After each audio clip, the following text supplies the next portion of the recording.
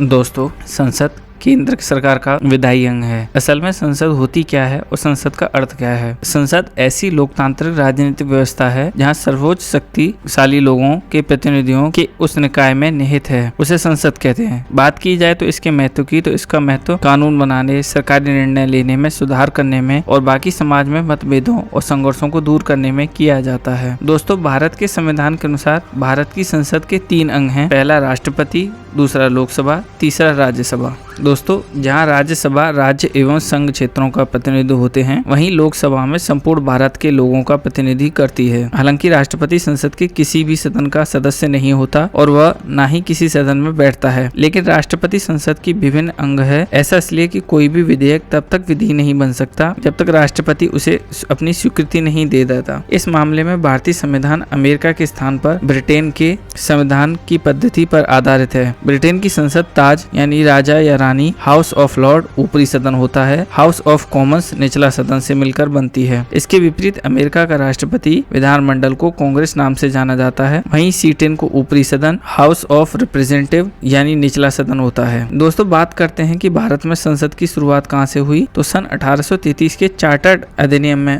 पहली बार एक विधान परिषद के बीच दिखाई पड़े। चार्टर्ड अधिनियम में पहली बार 1853 के अंतरिम चार्टर अधिनियम के द्वारा विधायी परिषद शब्दों का प्रयोग किया गया। 1857 की आजादी की पहली लड़ाई के बाद 1861 का भारतीय काउंसिल अधिनियम बना। इस अधिनियम को भारतीय विधानमंडल का घोषणा पत्र भी कहा गया, जिसके द्वारा भारत में विधायी अधिकारों को अंतरिम की प्रणाली का उद्घाटन हुआ। इस अधिनियम द्वारा केंद्रीय एवं प्रांतीय स्तरों पर विधान बनाने की व्यवस्था में महत्वपूर्ण परिवर्तन किए गए। अंग्रेजी राज में भारत में जमने के बाद पहली बार विधायी निकायों में गैर सरकारी लोगों को रखने की बात कही गई। 1860 और 1870 के दशक से ही भारतीयों में राजनीतिक चेतना पनपने लगी। 1885 में इस राजनीतिक चेतना ने करवट बदली। इसी कड़ी में राष्ट्रीय कांग्रेस की स्थापना की। ब्रिटिश संसद ने विधान परिषद में भारत की जनता को वास्तविक प्रतिनिधित्व देने के लिए इंडियन कैसिजल्स अधिनियम 1892 को स्वीकार किया। पहली बार विधानसभा 1921 में स्वीकार की गई। उसमें कुल एक सदस्य 145 थे, 104 निर्वासित सदस्य और 26 सरकारी सदस्य, 15 मनमोनित सदस्य और गैर सरकारी सदस्य थे। केंद्रीय विधानसभा के नए चुनाव में कांग्रेस 1942 में भारत छोड़ो प्रस्ताव को लेकर चुनाव लड़ा। चुनाव में कांग्रेस को 102 में से 56 सीटें मिली। कांग्रेस विधायक दल के नेता शरद चंद्र बोस थे। भारतीय स्वतंत्रता अधिनियम 1947 में भारत को संविधान सभा का पूर्ण सत्ता निकाय घोषित किया गया। 14 से 15 अगस्त 1947 की मध्य रात्रि को उस सभा ने देश का शासन चलाने के लिए पूर्ण शक्तियां ग्रहण कर ली। संविधान सभा की पहली बैठक 17 नवंबर 1947 को हुई। इसके अध्यक्ष सभा के प्रधान राजेंद्र प्रसाद थे और 14 नवंबर 1948 को संविधान का प्रारूप संविधान सभा में प्रारूप समिति के सभापति डॉक्टर भीमराव अंबेडकर को चुना गया। 26 जनवरी 1950 को स्वतंत्र भारत के गणराज्य का संविधान लागू हो गया और नए संविधान के तहत पहले आम चुनाव 1951-52 में हुए। संसद के 2 सदन थे, राज्यसभा और लोकसभा। लोकसभा का प्रथम चुनाव यानी मई 1952 में हुआ। दोस्तों, कैसी लगी हमारी छोटी सी जानकारी? Please like and subscribe my channel. Thank you.